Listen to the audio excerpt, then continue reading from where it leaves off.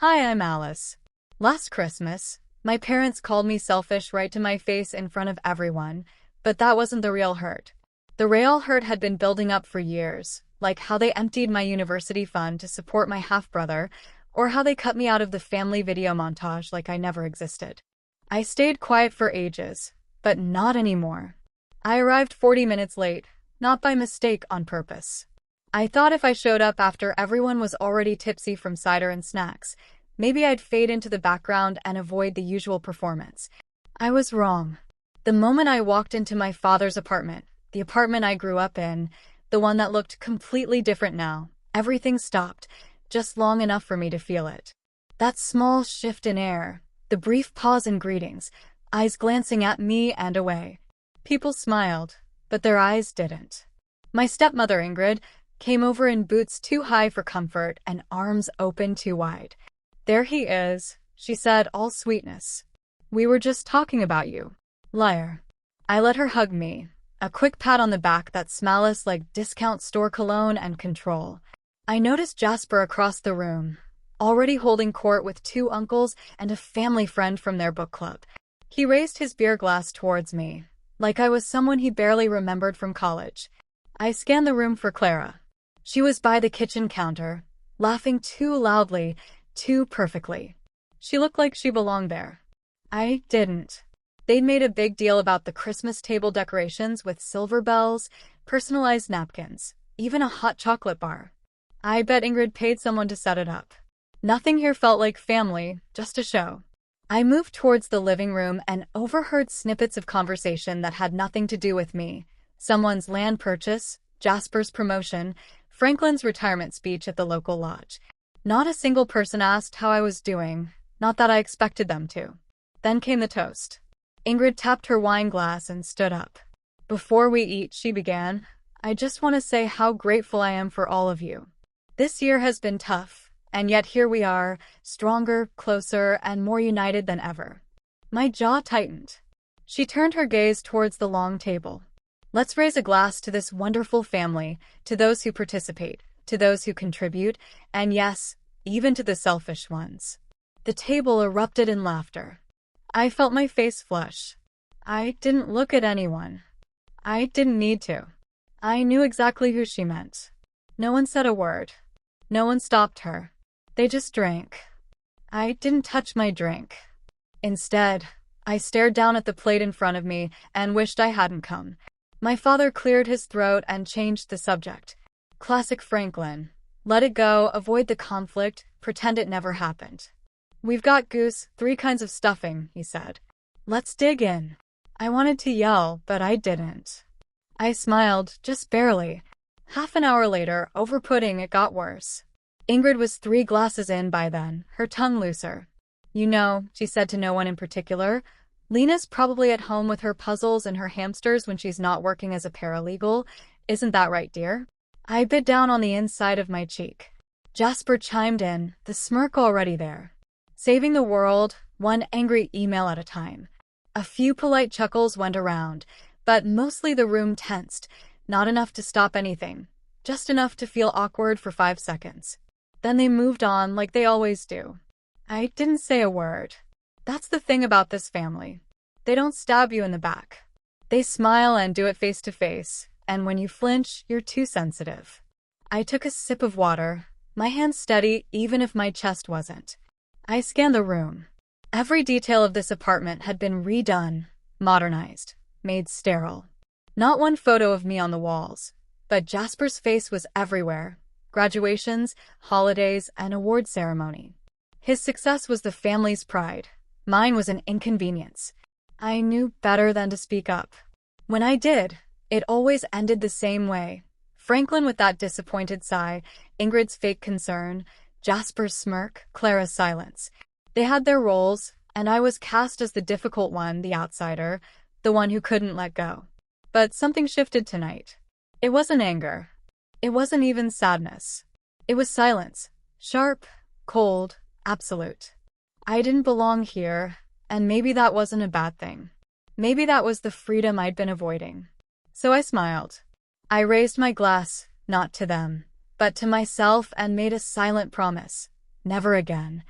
I set my glass down with more grace than I felt.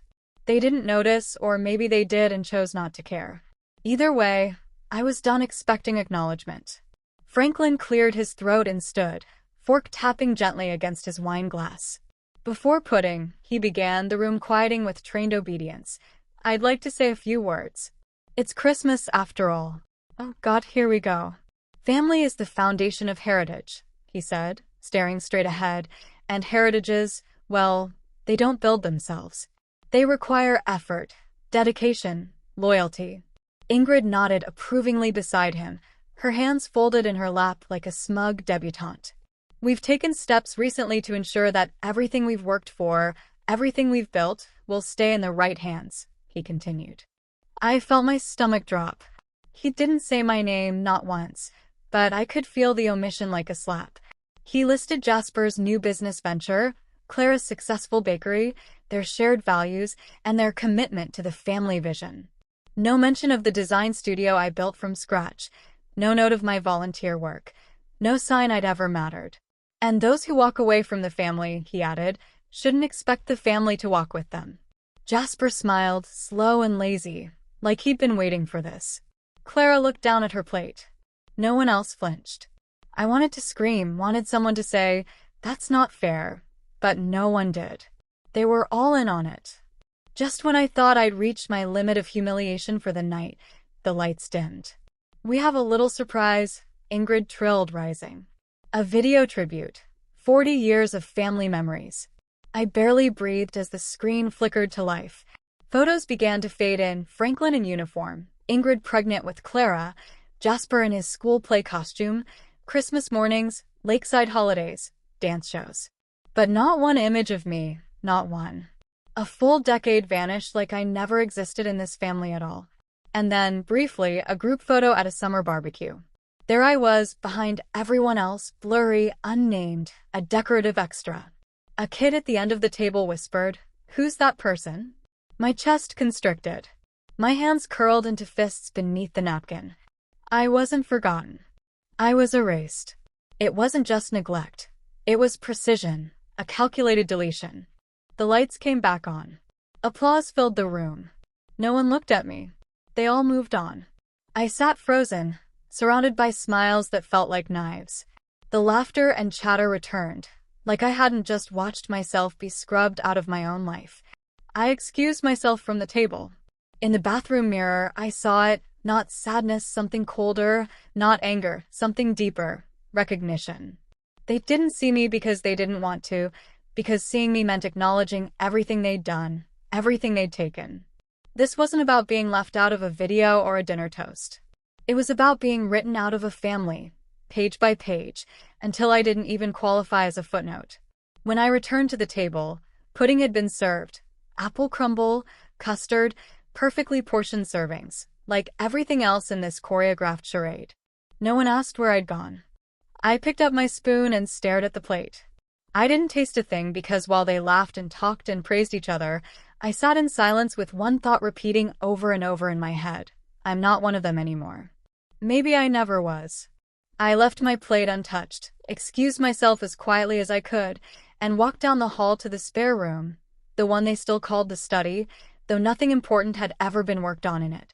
I sat on the edge of the sofa bed, boots still on, eyes fixed on the beige rug. That's when the memories started to flood in. There was another night years ago that felt eerily like this one, my graduation from art school. I had walked across that stage alone. Everyone else had rows of cheering parents, siblings holding signs, partners filming with their phones. My seat sat empty. I kept telling myself they must be delayed or stuck in traffic but no, they never came. Later, Ingrid told me they had tickets for Jasper's band's gig. We couldn't miss it. He's only 21 once. That day, I learned exactly where I ranked in this family. Below convenience.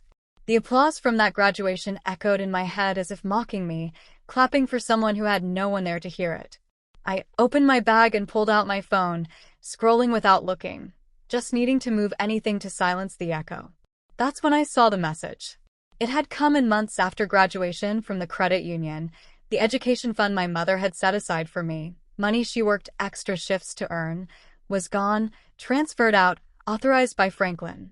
I had called him, voice trembling. His response, Jasper had an opportunity. He needed a boost. You're talented. You'll figure it out. No apology. No remorse. Just the same dismissive tone he used when I grazed my knee as a kid and he told me to walk it off. When I told Ingrid, she shrugged. What's done is done, dear. Worrying won't bring the money back. I ended up taking out personal loans and working 3 jobs my first year. I kept the messages, the statements, the proof, not for revenge, at least not back then, but because some part of me needed confirmation that it wasn't all in my head, that it happened, that I wasn't imagining things. But I let it go. I convinced myself they made a difficult choice for the family. I swallowed the hurt and buried the resentment. Now I saw it clearly. It wasn't one hurt. It was a pattern, and I had been taught to stay silent so long. I forgot what it felt like to call something what it was, the truth. They took from me, not just money, not just a place at the table. They took my place, my voice, my belonging. I stood up and caught my reflection in the window. The person staring back at me looked calm, but I could see the cracks behind their eyes, cracks that had been spreading for years. I wasn't weak. I had survived without them. Built something from the ground up they pretended never existed. And tonight, something shifted for good. They wanted a version of me that went along with it, smiled, accepted scraps, and called it love. But I'm not that person anymore. I opened my secure online storage, when I hadn't accessed in years, and looked through the old files. University fund credit union records, signed documents, screenshots of Jasper's online shop from the same month my fund disappeared. I hovered over the contact labeled Simone. She was the only one in this family who ever treated me like a real person, and if anyone still had the courage to speak the truth, it would be her. I tapped her name and typed, "Can we chat tomorrow?" My thumb lingered a moment longer than it needed to. Then I hit send. The morning light made everything in my apartment look gentler than it really was.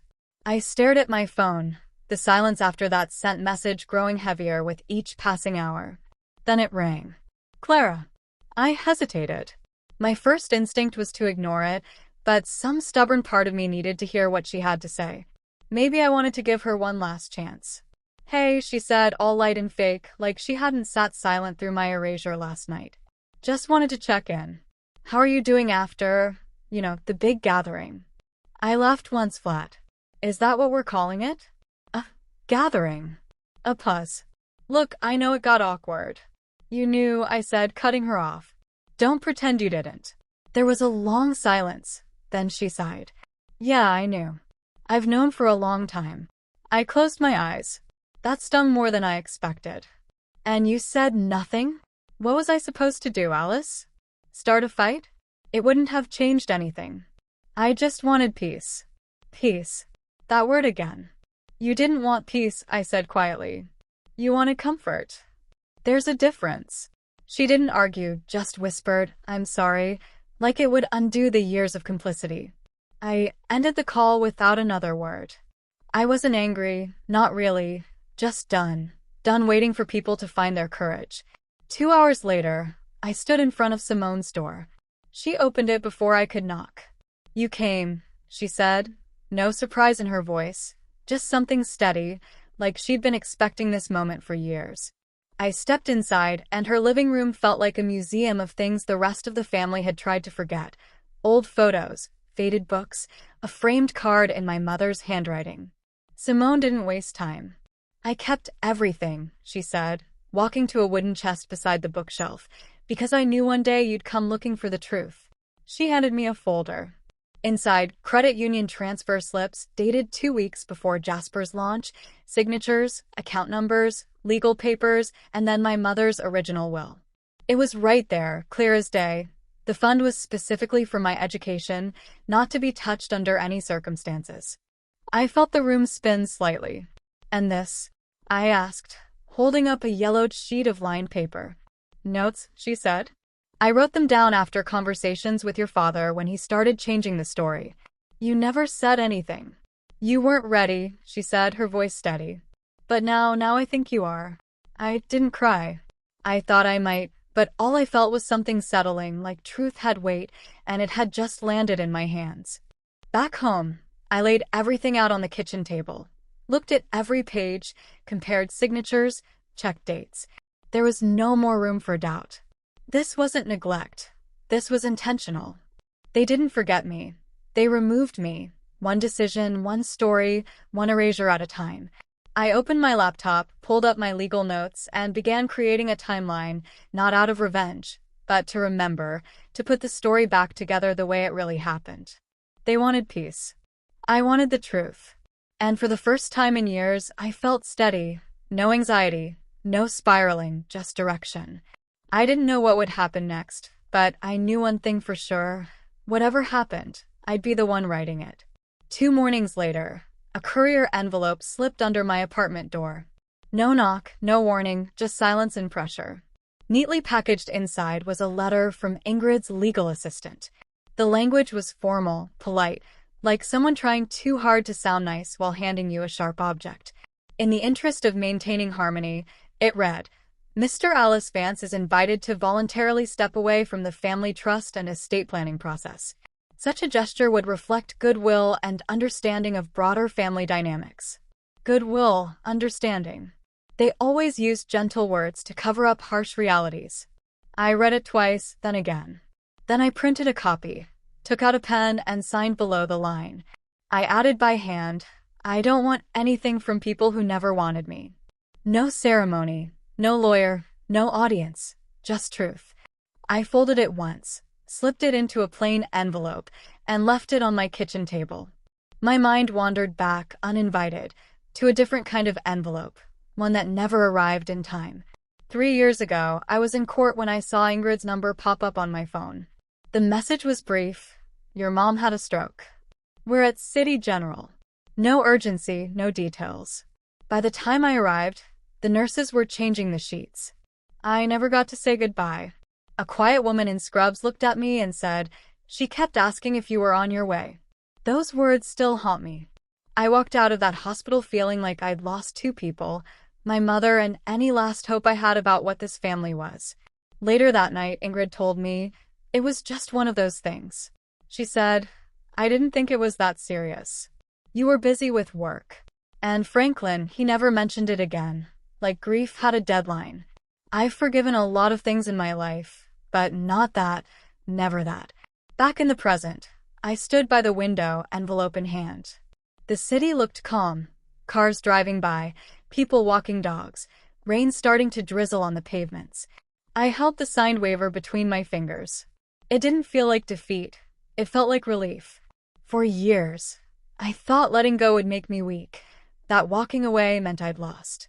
Now I knew better. Staying would have broken me. Leaving saved me. I put on my coat, walked 2 blocks to the post office box, and dropped it in. No tracking, no return address, just a clean break. I didn't look back, didn't hesitate. I went home, made tea, sat in silence, and for the first time in years, the silence wasn't empty. It was mine. For days after Christmas, I sat in a small, glass-walled office across from my lawyer.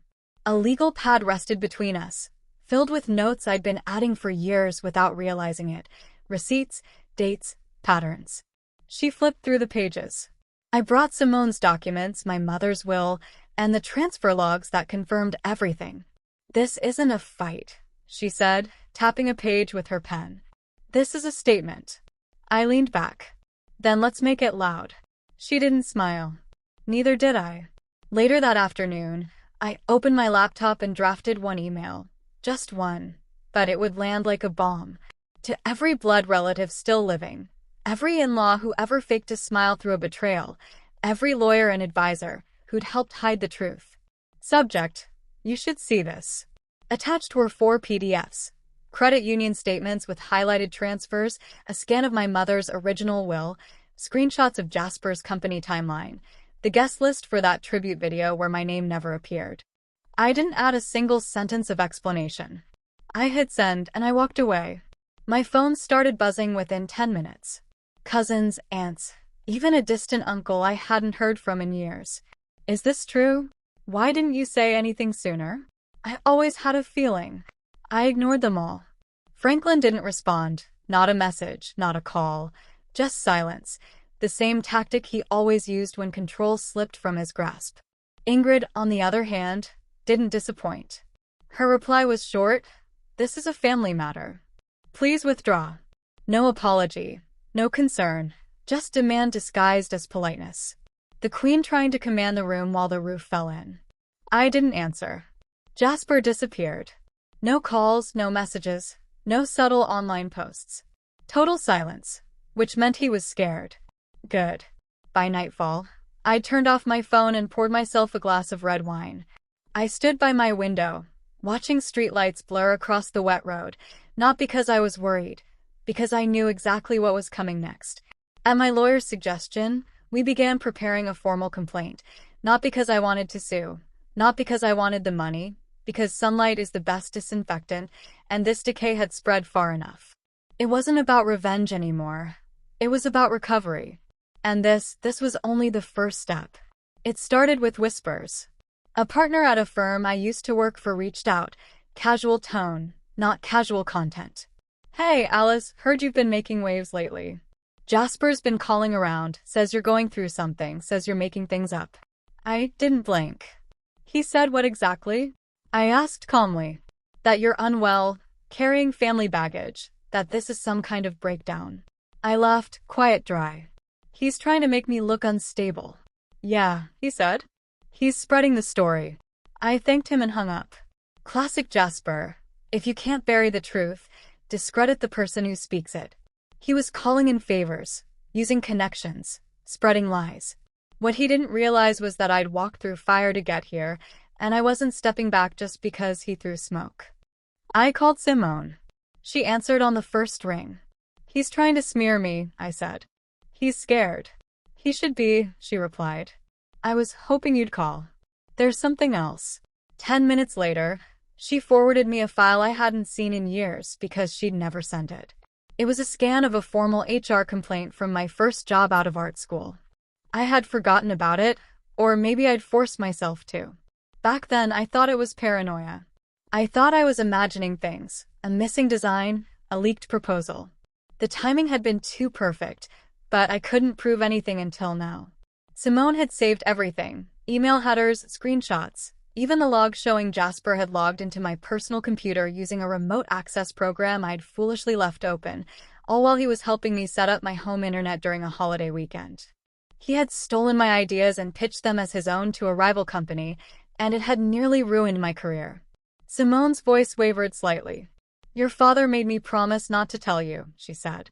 "Said it would only make things worse." I regret listening to him. I thanked her, but I didn't call my lawyer. I called a journalist, a woman I knew who had built her career on stories just like this. Truth hidden by betrayal, scandal lurking beneath expensive suits and family fortunes. She didn't ask for proof. She just said, "Send everything by morning."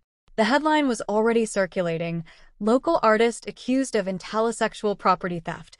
Source alleges family cover-up." Within hours, Jasper's company went into damage control. Clients started canceling contracts. His face vanished from the company website. His social media went private. Franklin tried calling twice. I let it ring. Ingrid left a voicemail that was so typical. I almost laughed. "You've embarrassed us. I hope you're happy. This family supported you, and this is how you repay us." Supported me? They couldn't even spell my name right on birthday cards. I sat in my studio, reading messages from strangers. One aunt finally broke. "I always knew something was wrong. I should have said something. Too late." I wasn't angry anymore, just clear. Jasper could twist stories, but this wasn't a courtroom. This was the court of public opinion, and he just lost his audience. That night, I got a message from a former intern.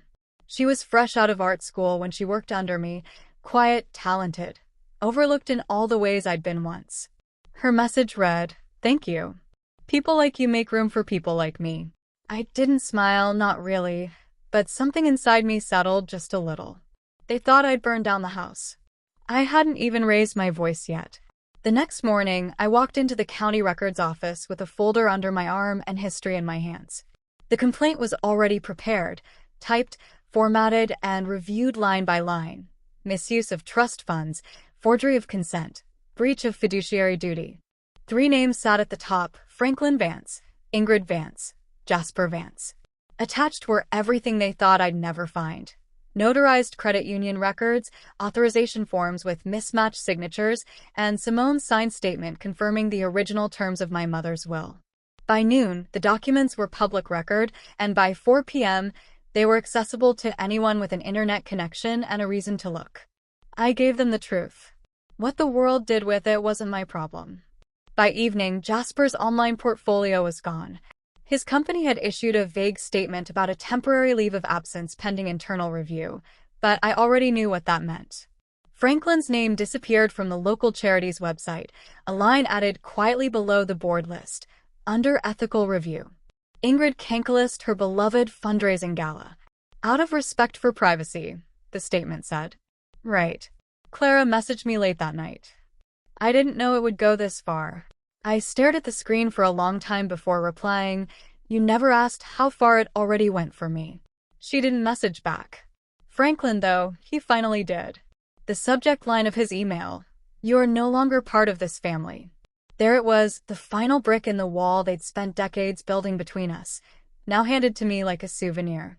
I opened a new draft, typed, paused, deleted, typed again, and then I didn't send it. Instead, I wrote it out on a notepad and read it to myself. You erased me. Now I'm just finishing the job you started. I closed the notebook and turned off my phone. There was nothing left to say to them. No more defense, no more proof, just distance, the real kind. I sat in my studio as the sun dipped below the city skyline, gold light spilling through the blinds. The news sites were still posting articles, updates, speculation, but inside, everything was still, not empty, not numb, just quiet. The kind of quiet that comes after you've told the truth loud enough to be heard and no longer care who believes it. 2 weeks after Christmas, I hosted a potluck at my place. Nothing fancy, just baked chicken, roasted vegetables, and a bottle of wine I picked because it was on sale. Simone came early with a fruit tart and her quiet, comforting presence. One of my former classmates showed up with their partner and nervous laughter, unsure if they were too dressed up or not dressed up enough. A friend from my art collective brought a loaf of sourdough and stories that didn't involve lawsuits or betrayals. We sat around my kitchen table, small, worn, real. No place cards, no subtle insults, no toasts pretending to be compliments. We passed food. We talked about books, terrible TV shows, shared memories. There was no hierarchy, no power struggles, just people, just connection. After dessert, Simone helped me wash dishes. She didn't say much, but she didn't have to. Her eyes were steady, proud. The next morning, I drove alone to a quiet cemetery on the edge of town. I brought no flowers, just a letter. I sat at my mother's grave and read it aloud. Even though I wasn't sure I believed in any version of the afterlife, I did it. Mom, I stood my ground. I kept your name clean. I'm not in their apartment anymore. I'm not under their control. The wind rustled the leaves around my boots. I folded the letter and tucked it beneath the stone vase, weighted with a small rock. I didn't cry. I just breathed, and then I left. Later that afternoon, my phone buzzed with a voicemail. I didn't need to listen. I saw the name before I deleted it, Ingrid. I pressed play anyway, just long enough to catch the tone. You got what you wanted. We lost everything. I hope you're proud. I stopped it, deleted it. That wasn't pride she heard in my silence. It was peace. They thought I wanted to take something from them, but the truth was simpler. I just needed to get myself back. That night, I sat in bed with a cup of tea and a quiet apartment. I looked around at the space I'd built, not perfect, not pristine, but mine. I thought about everything they took and then everything I reclaimed. Some of the wounds would never fully heal. That's not how it works. But they didn't have to. I didn't need closure to move forward. I just needed clarity. I wouldn't fill the empty places with people who only showed up to take. I chose solitude over illusion, truth over tolerance, peace over pretending. I chose me. They called me selfish, but I'm more grateful than ever, grateful that I finally walked away. Sometimes walking away isn't weakness, it's wisdom. I spent years trying to earn a place at a table that was never built for me, tried to prove my worth to people who had already decided who I was. But here's what I've learned. Peace is not given. You create it. Family isn't about blood. It's about respect, truth, and safety. And healing doesn't always mean reconciliation. Sometimes it just means release.